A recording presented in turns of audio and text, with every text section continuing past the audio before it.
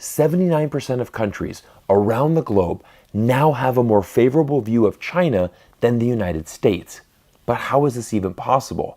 Well, if you actually go to China, experience it for yourself, and most importantly, remove yourself from this Western media bubble, you're going to understand the truth.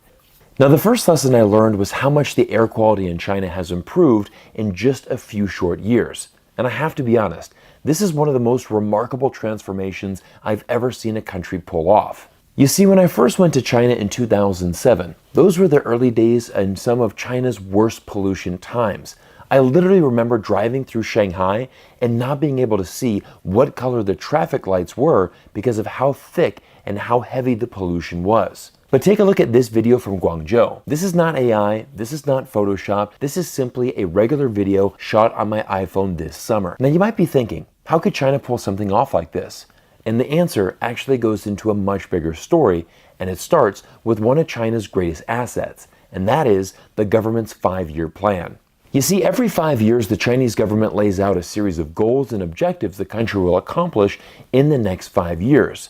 From 2021 to 2025, here are the 8 major goals the Chinese government set. But I want you to pay attention to point number 5. Increase the life expectancy of Chinese citizens by 1 year. Can you imagine that? The Chinese government set out and said to its people, our goal for you in the next 5 years is to literally create the conditions that will allow you to live longer. But now look at point number 6 on this graph. Promote green development.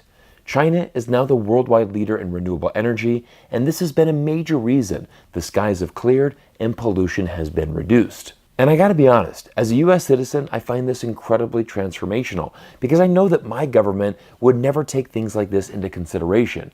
Most US politicians are actually worried about winning their next election or even profiting behind the scenes. But this is truly the difference. And whether you like China or not, you've got to give credit where credit's due.